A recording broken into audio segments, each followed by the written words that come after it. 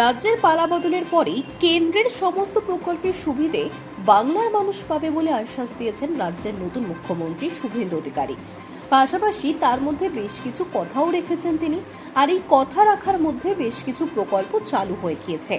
জানা যাচ্ছে জুলাই মাস থেকে শুরু হয়েছে আয়ুষ্মান ভারত প্রকল্প, কিন্তু কিভাবে আবেদন করবেন এর জন্য বা কতদিন পরে পাবেন এই কার্ড, সেই বিষয়ে আজকে বিস্তারিত রয়েছে সমস্ত তথ্য। অনলাইনে আবেদন কিভাবে করবেন? আবেদন করতে হলে প্রথমে যেতে হবে ABH এর অফিসিয়াল ওয়েবসাইটে। সেখানে abdm.gov.in, সেখানে apply for ABH card online অপশনে ক্লিক করতে হবে। এরপর আধার নম্বর দিয়ে ভেরিফিকেশন সম্পন্ন করতে হবে।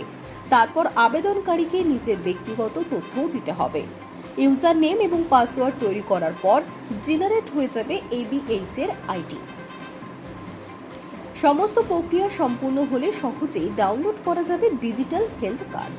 তবে শুধুমাত্র ওয়েবসাইট নয়, অন্য উপায়েও আবেদন করা সম্ভব। সেক্ষেত্রে PMJAY পোর্টালে যেতে হবে অথবা আয়ুষ্মান অ্যাপ ডাউনলোড করতে হবে ফোনে। সেখানে মোবাইল নম্বর দিয়ে লগ ইন করার পর আধার বা রেশন কার্ডের নম্বর মাধ্যমে যোগ্যতা যাচাই করতে হবে। যোগ্য হিসেবে বিবেচিত হলে EKYC প্রক্রিয়া সম্পূর্ণ করতে হবে। মোবাইলে আসা OTP সাবমিট করলেই আবেদন প্রক্রিয়া শেষ হবে। এরপর নির্দিষ্ট সময়ের মধ্যেই পাওয়া যাবে স্বাস্থ্য কার্ড। আপনি অফলাইনেও আয়ুষ্মান কার্ডের জন্য আবেদন করতে পারেন। এর জন্য আপনাকে আপনার নিকটতম CSC কেন্দ্রে যেতে হবে, যেখানে আপনার আধার কার্ডের মাধ্যমে আয়ুষ্মান কার্ড তৈরি করা হয়।